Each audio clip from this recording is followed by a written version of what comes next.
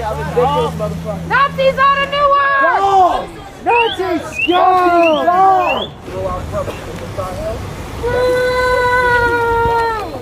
Get fucked! Fuck you!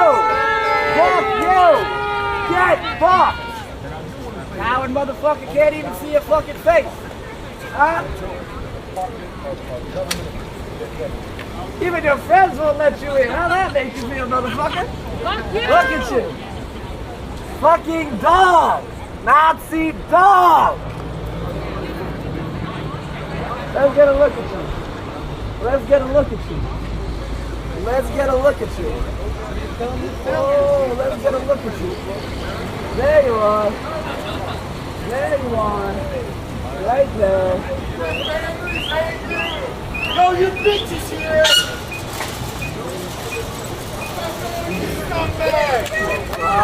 Quit your job! Quit your job! Quit your job! Quit your job! Quit your job! Quit your job! Quit your job! Quit your job! Quit your job! Quit your job! Quit your job! Quit your job! Quit your job! Quit your job! Quit your job! Quit your job! Quit your job! Quit your job! Quit your job! Wash out your soul! You're a fascist coward! Come on, coward! Fascist fuck, get a real job!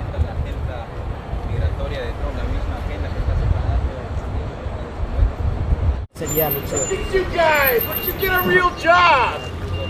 Why are you standing around being fascist? You look like a bunch of Nazis! Get the fuck out of Newark! Fascist fuck! Hacer una inspección fue arrestado, procesado.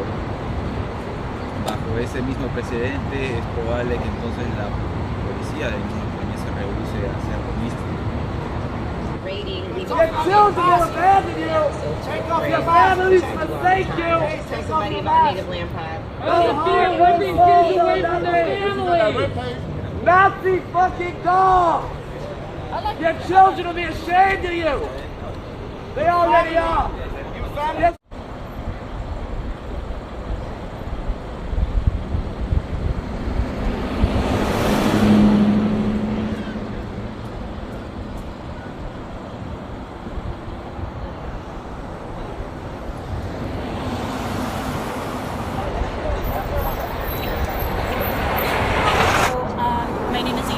I work with New Jersey Alliance for Immigrant Justice. We're a statewide immigration coalition.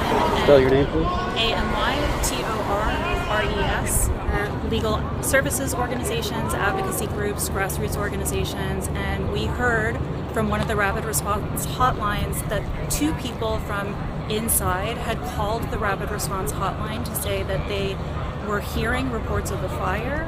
One person said that they smelled gas and said that there was a fight that happened after lunch when people in detention had gone without food for more than 20 hours and then were given a late lunch that included 2 slices of bread and a mini bottle of water. Once people were served lunch and started vocally complaining and protesting, that's when officers charged and things got violent. Several people fled, and then we heard that there was a full shutdown inside. Outside of the gates, it is visitation hour. They canceled visitation this morning, something that they've done several times this week and honestly have done several times since they've been open.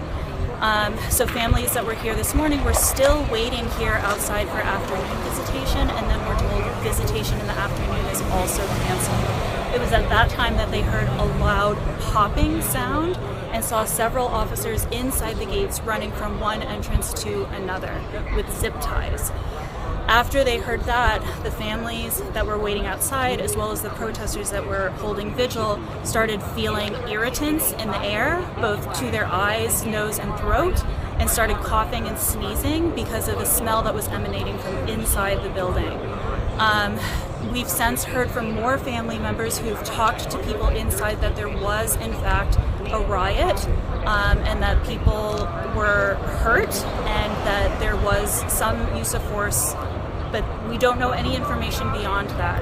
We do know that conditions have only gotten worse since the center opened. It was not fully staffed to begin with. Many of the guards are under the age of 20 years old because of how quickly they tried to staff up. And we're hearing from people that when food is delivered, it's either insufficient, it's split up, one meal split up for multiple people, or it's entirely frozen and inedible.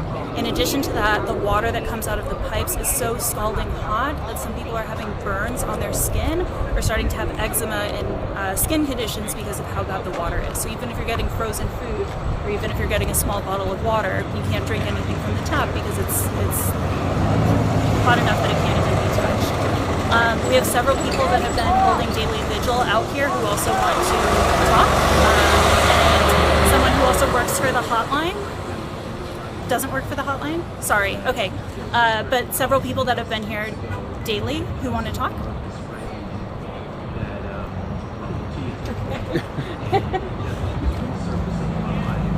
Oh, we didn't even get to the bands. Yeah, since the end of April, we've been outside almost every day. We've been gathering, we've been trying to gather during visiting hours. We're here for the families. We're here to give them information that they're not getting from the facility. Things like when visiting hours are. So they're, in addition to the conditions that Amy described inside, where people are just living in miserable conditions, they're actually making life miserable for the families as well. They cut the visiting hours in half over 2 weeks ago. They didn't tell anybody that they were doing this. They haven't posted it to the website. People are coming on, and they're coming from as far away as Boston in the north and as far away as Maryland in the south to come and visit, and then they find out they've showed up at the wrong time or on the wrong day. There was one man here who came with his daughter who had special needs. He drove all the way from Connecticut. He came here at the prescribed time, but then he was told he had to come back the next day. So these are the things, and these are the things that are happening to the families. They have not posted those new hours on the website, and the number that they have posted on the website for people to call is a non-working number.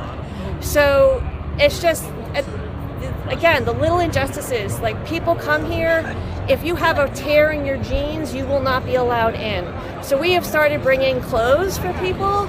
The first time that we saw this happen, somebody actually went back to their car with the visitor who was here, and they actually switched pants so that this person could go in. Other volunteers have switched shoes because they came in Crocs. Even though it says that you have to have closed-toed shoes, they don't consider Crocs closed-toed shoes. So people get turned away for that. So we've started bringing shoes and we've started bringing clothes so that people can go in and visit their loved ones.